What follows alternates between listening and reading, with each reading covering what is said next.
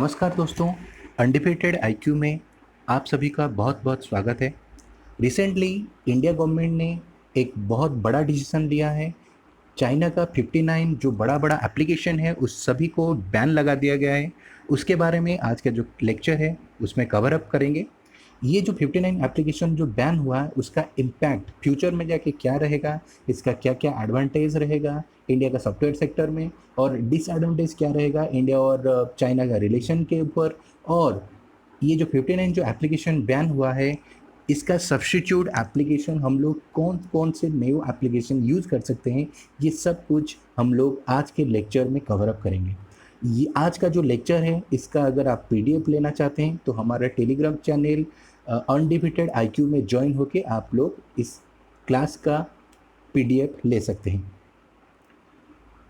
Recently 29 जून को रविशंकर प्रसाद जो कि हम लोग आईटी मिनिस्टर हैं, उन्होंने एक ट्वीट डाला जिसमें उन्होंने लिखा था, for safety security defence sovereignty and integrity of India to protect data privacy of people of India, government has banned 59 mobile apps. जय हिंद।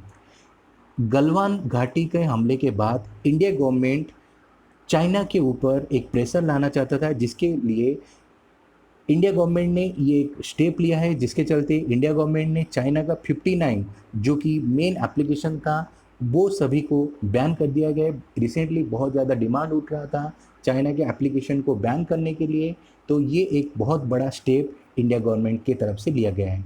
इसमें मेनली इंडिया गवर्नमेंट दो तीन चीज़ के ऊपर ज़्यादा फोकस कर रहा है। एक है सॉवरेनिटी, सिक्योरिटी और एक है इंटीग्रिटी ऑफ इंडिया।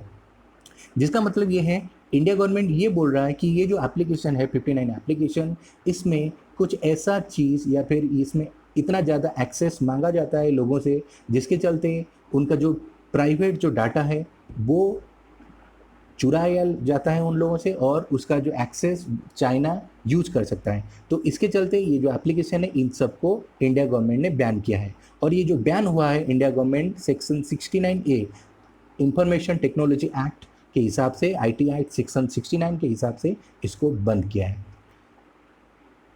ये जो है इंडिया गवर्नमेंट बंद किया है, टोटल 59 एप्लीकेशन है, जिसमें से सबसे बड़ा नाम अगर कुछ है वो है टिकटॉक, जो कि मैक्सिमम लोगों के फ़ोन में आजकल के जो यंगस्टर थे उनके फ़ोन में ये अवेलेबल था। उसके बाद शेयर इट हो गया, UC browser, KY, clean master, class of class जो कि गेम खेलने के शौकीन है, इन लोगों का बहुत सारा ऐसा करके 59 एप्लीकेशन था जो कि बैन कर दिया गया। आज के डेट में इंडिया गवर्नमेंट ने ये स्टेप लेके इनको बैन कर दिया है। ये जो स्टेप लिया है इंडिया गवर्नमेंट ने, ये पहला इंडिया गवर्नमेंट नहीं है जो कि ये बोल रहा है कि डाटा प्राइवेसी को चुरा रहा है। इससे पहले एप्पल ने एक आर्टिकल लॉन्च किया था जिसमें उन्होंने बोला था टिकटॉक सीक्रेटली स्पाइंग कर रहा है मिलियन ऑफ आईफोन यूजर्स, तो जो प्राइवेसी डाटा है उसको चुरा रहा है।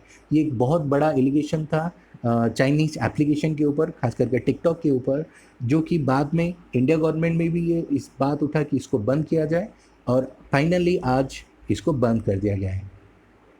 इसका इम्पैक्ट क्या रहेगा चाइना के ऊपर, ये हम लोग डिस्कशन करेंगे। इससे पहले हम लोग जानते हैं कि कौन से एप्लीकेशन में कितना ज़्यादा यूज़र थे। पहले हम लोग टिकटॉक के ऊपर जाते हैं, जिसमें ओवर 120 मिलियन एक्टिव यूज़र थे इंडिया में, जो कि अभी रिसेंटली लॉकडाउन के चलते इसमें बहुत ज़्यादा टीनेजर्स और यंगस्टर्स इसमें ऐड होते जा रहे थे, और ये डे बाय डे ये इम्प्रूव और भी ज़्यादा लोग इसके साथ जुड़े जा रहे थे। उसके बाद और एक एप्लीकेशन है जो कि क्लब फैक्ट्री है, जो कि जिसमें 100 मिलियन यूजर्स इंडिया में हैं। ये एक तरह से ऑनलाइन शॉपिंग एप्लीकेशन था, इसमें 100 मिलियन से ज़्यादा लोग इसमें ऐड हो गए हैं। उसके बाद और एक एप्लीकेशन है जिसका नाम है कैम स्कैनर, जिसमें 100 मिलियन से ज़्यादा यूजर इसमें ऐड हुए हैं। खास करके ये जो एप्लीकेशन था कैम स्कैनर, इसको स्टूडेंट लोग बहुत ज़्यादा यूज़ करते थे पीडीएफ बनाने के लिए, फिर स्कैन करने के लिए कोई कॉपी को, ये सब एप्लीकेशन को यूज़ किया जाता था।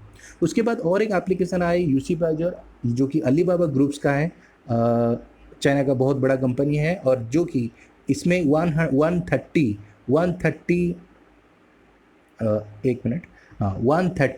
मिलियन यूजर्स बन गए थे। इसमें 130 मिलियन यूजर बन गए थे यूसी ब्राउज़र में। अगर आपका मान लो कोई चाइनीज़ फ़ोन है, उसमें बाय डिफ़ॉल्ट यूसी ब्राउज़र दिया रहता था, तो 130 मिलियन से भी ज़्यादा यूज़र इसमें बने हुए थे। उसके बाद है एमआई।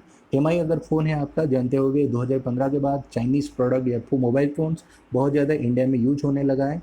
तो इसके बाद 18 मिलियन सब्सक्राइबर एमआई का भी इंडिया में बन गया था। ये टाइम्स ऑफ इंडिया का आर्टिकल है, जिसमें ये बोला गया ये सब यूज़र लोगों को ब्लॉक किया गया है India for the purpose of sovereignty, integrity और सिक्योरिटी के चलते। उसके बाद और एक चीज़ यहाँ हम लोग पढ़ेंगे, जिसमें हम लोग टिकटॉक का एक आर्टिकल था 2019 में डाला गया था, जब 1 वीक के लिए टिकटॉक को बैन किया गया था इंडिया में। मद्रास कोर्ट में इसको बैन किया था। तब ये टिकटॉक जो कंपनी के जो डेवलपर है बाइट डांस, उन्होंने एक कोटेशन डाला था कि अगर टिकटॉक बैन होता है उन लोगों का कितना पर डे का लॉस होगा, उसके बारे में यहाँ पर पढ़ते हैं। देखो, TikTok has more than 100 million. In 2019 तक इसका 10 करोड़ से भी ज़्यादा एक्टिव यूजर बन गए थे। यानी अभी 2020 आते आते ही इसका नो डाउट 20 करोड़ से भी ज़्यादा यूजर इनके बन गए होंगे। उसके बाद उनके हिसाब से 550 करोड़ आवर्स टिकटॉक यूजर्स 2019 तक टिकटॉक को ही टाइम देते थे, 550 करोड़ आवर्स। उसके बाद यहाँ पर ये बोला गया था टिकटॉक अगर बैन होता है फॉर ए वीक, इन लोगों का पर डे लॉस $5 लाख, जिसको इंडियन रुपी में अगर कन्वर्ट किया जाए 3.7 करोड़ ए डे इन लोगों का लॉस होता था। यहाँ पर अगर देखा जाए अभी ये यूज़र और भी ज़्यादा बढ़ गए होंगे, नो डाउट। आज के डेट में अगर देखा जाए पर डे टिकटॉक बंद होने के बाद उन लोगों का पर डे इंडिया गवर्नमेंट से 5 करोड़ रुपया का लॉस होता था। देखा जाए तो ये बहुत बड़ा अमाउंट है, और ये अगर बड़ा फ्यूचर में देखा जाए तो ये एक तरह से हम लोगों के से चाइना गवर्नमेंट को हम लोग दे रहे हैं, जिसका फ़ायदा चाइना हम ही लोगों के अगेंस्ट में यूज कर रहा था। तो ये बहुत बड़ा स्टेप बोल सकते हो। और ये बाइट डांस जो है कंपनी और ये डेवलपर था टिकटॉक का, ये है कुछ डिजिटल एक्सपर्ट्स हैं जिनके हिसाब से ये बोला जा रहा है कि ये 100% हम लोग चाइनीज़ ऐप को बैन नहीं कर सकते हैं, बहुत ज़्यादा डिफ़िकल्ट होगा, क्योंकि इससे भी पहले चाइनाज़ ऐप जो टिकटॉक है वो भी बंद किया गया था 1 वीक में, मगर वो भी ठीक से इम्प्लीमेंटेशन हो नहीं पाया था। उनके हिसाब से ये बोलना है कि अगर कोई एप्लीकेशन को बैन किया जाता है तो उसका एवरी ब्लैक लिस्ट करना पड़ेगा, एवरी होस्ट नेम और उसका डोमेन नेम, जो कि बहुत ज़्यादा यानी क्या बोल सकते हैं डिफ़िकल्ट होगा तो ये सब चीज़ को बैन करने के लिए, क्योंकि सेम एप्लीकेशन का नाम चेंज करके फिर से दूसरे नाम में वो लोग ला सकते हैं। तो उसका होस्ट नेम और डोमेन नेम इसको भी ऐप पूरा ब्लैकलिस्ट करना पड़ेगा। उसके अलावा और भी एक है, जैसे ये बोला गया है पहले भी टिकटॉक को बैन किया गया था 1 सप्ताह पहले, मगर उसके बाद भी वो टिकटॉक का एपीके फाइल्स वेब पेज में अवेलेबल होता था, जिसके चलते लोग डायरेक्टली वेब पेज में जाके टिकटॉक या फिर कोई भी चाइनीज ऐप का एपीके फाइल डाउनलोड करके फिर से उसको यूज कर सकते थे।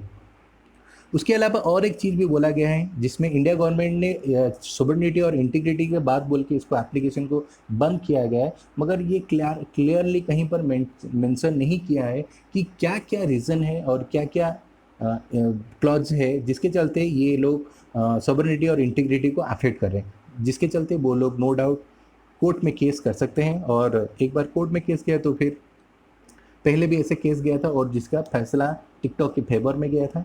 तो यहाँ पर एक चांसेस टिकटॉक के लिए अभी भी बना हुआ है, और ये जो चाइनीज़ एप्लीकेशन है उनके लिए अभी भी एक चांस बना हुआ है। उसके बाद और एक आया, इसका एडवांटेज क्या क्या रहेगा, जैसे ये बंद होने के बाद एक ग्लोबल स्ट्रॉन्ग इमेज जाएगा प्लेटफॉर्म, क्योंकि पहले भी स्टेप लेना चाहते थे दूसरे गवर्नमेंट, जैसे अमेरिका हो गया या फिर ऑस्ट्रेलिया हो गया, ये लोग आवाज़ उठाते थे मगर कोई उस तरह का स्टेप नहीं ले पाते थे। इंडिया एक स्ट्रॉन्ग स्टेप ले चुका है, तो नो डाउट ये एक बड़ा इमेज जाएगा, स्ट्रॉन्ग इमेज जाएगा ग्लोबल प्लेटफॉर्म में। उसके बाद डिजिटल सिक्योरिटी जो भी हिट करेगा China, where it hurt the pocket book, no doubt ये कहीं ना कहीं चाइना का जो फाइनेंशियल मार्केट है उसके ऊपर इम्पैक्ट डालेगा। जैसे हम लोग अभी बोले कि चाइना का यानी एक डे पर डे 5 करोड़ रुपया कमाता था ओनली टिकटॉक से, इंडिया से। तो इस तरह का अगर 59 एप्लीकेशन बंद हो गया तो बहुत ज़्यादा फाइनेंशियल लॉस होगा चाइना का। उसके बाद ये एक नया अपॉर्चुनिटी बनाएगा किसके ऊपर, इंडियन ट्रेडर्स जो सॉफ्टवेयर फील्ड में है। नो डाउट बहुत सारा न्यू एप्लीकेशन लोग सब्सटीट्यूट ढूंढेंगे। अगर इंडिया जैसे, एक एग्जांपल हम दे रहे हैं, जैसे टिकटॉक का सब्सटीट्यूट चिंगारी एप्लीकेशन आप लोगों ने थोड़ा नाम सुना होगा। ये 2-3 दिन आने के, यानी अभी रिसेंटली 3-4 दिन हुआ है वो एप्लीकेशन स्टार्ट हुए और उसका 15 मिलियन से ज़्यादा यूजर्स डाउनलोड कर चुके हैं, क्योंकि ये एप्लीकेशन बंद होने वाला था टिकटॉक। उसी तरह से बेनिफिट होगा सब्सटीट्यूट एप्लीकेशन का, जो जो दूसरे, जैसे मान लो ओनली इंडियन गवर्नमेंट नहीं, दूसरे गवर्नमेंट भी इसका सब्सटीट्यूट जो लोग ऑलरेडी बना के रखे हुए हैं वो लोग इसका फ़ायदा उठाएंगे, एडवांटेज उन सभी को मिलेगा। उसके बाद डिसएडवांटेज क्या क्या रहेगा, अगर हम लोग चाइनीज़ प्रोडक्ट को बैन करते हैं, it is not possible until India become self sufficient. India जब तक खुद सेल्फ सफिशिएंट नहीं बनाए तब तक चाइना का पूरा सब सामान को बंद करना इंडिया के लिए बहुत बड़ा मुसीबत हो सकता है। जैसे आप लोग जानते होंगे, हम लोग जितना भी मेडिसिन बनाते हैं उसका रॉ मटेरियल्स हम लोग चाइना से इंपोर्ट करते हैं। तो नो डाउट हम लोगों के लिए बहुत बड़ा इम्पैक्ट लाएगा, और अचानक से अगर हम लोग पूरा चाइनीज़ प्रोडक्ट को बैन करते हैं तो ये नो डाउट हम लोगों का जीडीपी के ऊपर भी बहुत ज़्यादा इम्पैक्ट लाएगा। कहीं ना कहीं हम लोगों का जीडीपी डाउन होगा। उसके अलावा ये जो WTO के नॉर्म्स हैं उसको भी वायोलेट करेंगे। दोनों देश एग्रीमेंट साइन किए हैं वर्ल्ड ट्रेड ऑर्गेनाइजेशन में, तो ये इंपोर्ट एक्सपोर्ट इन लोगों का दोनों का चलेगा, तो ये पूरी तरह से बयान नहीं हो सकता है। और नेगेटिव इम्पैक्ट नो डाउट कहीं ना कहीं पड़ेगा इंडिया और चाइना फॉरेन पॉलिसी के ऊपर, जो कि दोनों का रिलेशन आगे चल के बिगाड़ सकता है। तो ये था हम लोग का एडवांटेज और डिसएडवांटेज। इसके बाद हम लोग देखते हैं कि ये जो 59 एप्लीकेशन बंद हुआ है, इसका सब्सटीट्यूट एप्लीकेशन हम लोग क्या क्या नया नया सब्सटीट्यूट एप्लीकेशन है और कौन सा न्यू इंडियन ओरिजिन एप्लीकेशन है जो ये एप्लीकेशन का सब्सटीट्यूट दे सकता है। तो यहाँ पर हम लोग देखते हैं, तो बहुत सारे एप्लीकेशन थे जिसमें से पहला नाम है शेयर इट और जेंडर, जो कि शेयरिंग एप्लीकेशन था। और ये बहुत सारा फ़ोन में बाई डिफ़ॉल्ट दिया रहता था, और कोई भी किसी को अगर फाइल ट्रांसफ़र करना है आइदर वो शेयर इट या फिर जेंडर यूज़ करते थे।